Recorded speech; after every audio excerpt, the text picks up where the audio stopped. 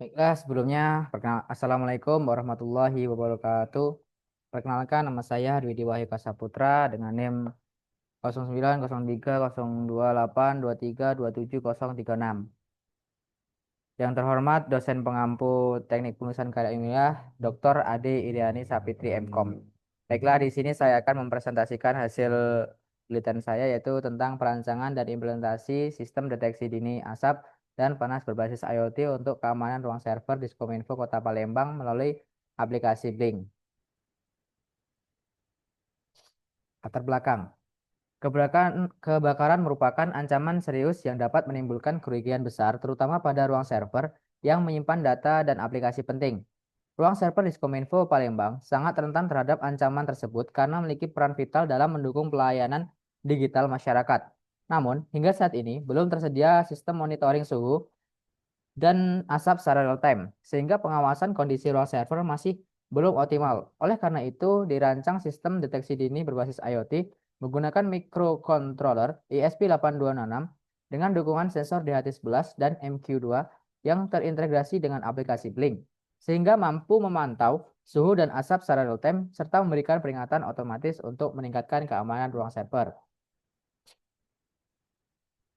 Rumusan masalah di sini ada dua.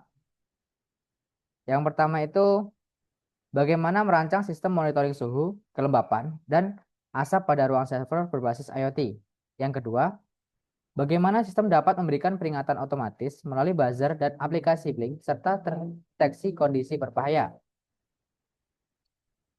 Tujuan. Di sini saya ada 4 tujuan. Yang pertama itu merancang alat untuk memantau suhu dan asap secara otomatis dan real time pada ruang server. Yang kedua, membangun sistem IoT berbasis Node MCU dan aplikasi Blink untuk menampilkan data sensor secara langsung. Yang ketiga, menyediakan pemantauan jarak jauh agar petugas tidak perlu selalu berada di ruang server. Dan yang terakhir, memberikan peringatan dini melalui alarm jika terdeteksi kondisi yang berpotensi membahayakan. Manfaat, ada 3 manfaat. Yang pertama itu memberikan gambaran mengenai penerapan IoT pada sistem keamanan ruang server. Yang kedua, meningkatkan efisiensi pengawasan terhadap kondisi suhu dan keberadaan asap. Dan yang terakhir, mempermudah teknisi atau petugas dalam memantau kondisi ruangan tanpa harus berada di lokasi secara langsung. Metode pelaksanaan di sini saya menggunakan ada beberapa metode pelaksanaan. Yang pertama itu ada metode konsultasi, yang kedua ada metode pengamatan atau observasi, yang ketiga metode studi pustaka, dan yang keempat eksperimen dan pengujian alat. Metode konsultasi itu melaksanakan konsultasi dengan pembimbing lapangan dan dosen terkait, persetujuan judul, analisis keamanan server, serta pemaparan rancangan sistem berbasis Blink. Untuk metode pengamatan itu dilakukan di ruang server Diskominfo Kota Palembang untuk mengidentifikasi kondisi lingkungan dan potensi bahaya, suhu atau asap. Data pengamatan digunakan sebagai dasar perancangan sistem deteksi dini IoT yang memantau secara real time melalui Blink. Untuk metode pustaka itu mempelajari literatur seperti buku, jurnal, artikel, dan dokumentasi teknis secara terkait IoT, sensor suhu dan asap, microcontroller, serta aplikasi Blink.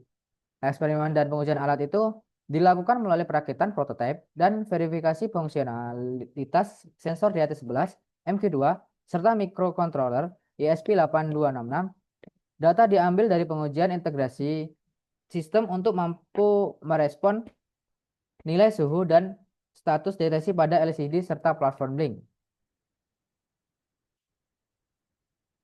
Komponen sistem. Di sini saya menggunakan beberapa komponen sistem, yaitu yang pertama ada ESP826, yaitu sebagai microcontrollernya atau otaknya sistem. Yang kedua ada sensor MQ2 berfungsi sebagai deteksi asap atau gas. Yang ketiga ada sensor di DHT11 yaitu untuk mengukur suhu dan kelembapan. Yang keempat ini ada LCD yaitu untuk menampilkan data sensor. Yang kelima ini ada buzzer sebagai alarm suara. Yang keenam ini ada breadboard sebagai tempat merakit rangkaian. Yang ketujuh ini ada kabel jumper yaitu untuk menghubungkan komponen rangkaian. Yang terakhir ada box untuk melindungi komponen alat. Cara kerja atau flowchart. Sistem mulai bekerja saat dinyalakan dengan mengaktifkan sensor MQ2, sensor suhu dan kelembapan DHT11, LCD, ESP8266, buzzer, serta koneksi WiFi ke aplikasi Blink dan email. Setelah inisiasi, sistem membaca kondisi lingkungan berupa asap, suhu, dan kelembapan. Jika terdeteksi adanya bahaya, buzzer akan menyala sebagai alarm dan notifikasi otomatis dikirim melalui link serta email. Jika kondisi normal, buzzer tidak aktif dan tidak ada notifikasi. Proses ini berjalan secara berulang dan real time untuk menjaga keamanan ruang server. Hasil dan pembahasan bisa kita lihat ini ada tabel. Dari tabel itu bisa disimpulkan, hasil pengujian menunjukkan sistem beroperasi normal tanpa peringatan pada suhu 24 sampai 26 derajat Celcius. Alarm buzzer dan notifikasi blink otomatis aktif hanya pada kondisi bahaya, yaitu saat terdeteksi asap, suhu mencapai 28 derajat Celcius atau overhead, atau kondisi keduanya pada 29 derajat Celcius atau kebakaran, membuktikan bahwa sistem mampu mendeteksi dan merespon gangguan secara akurat. Kesimpulan. Di sini ada 3 kesimpulan, yaitu yang pertama, integrasi IoT berhasil, yang kedua, deteksi akurat, yang ketiga, ada peringatan efektif. Integrasi IoT berhasil itu adalah sistem berbasis ESP8266. Sukses dirancang untuk memantau suhu dan asap secara real time melalui aplikasi Blink tanpa batasan jarak.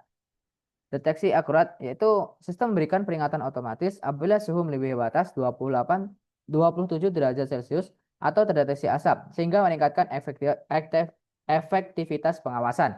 Dan yang terakhir itu ada peringatan efektif, yaitu mekanisme alarm ganda berfungsi optimal, menggunakan buzzer untuk peringatan lokal dan notifikasi blink untuk pengawasan jarak jauh. Saran. Di sini ada 4 saran, yaitu yang pertama itu ada penambahan backup power, yang kedua penyimpanan data lokal, yang ketiga ada konektivitas cadangan, yang keempat ada standarisasi kemasan. Yang pertama itu penambahan backup power, yaitu artinya melengkapi alat dengan UPS atau baterai agar sistem tetap beroperasi saat listrik utama padam.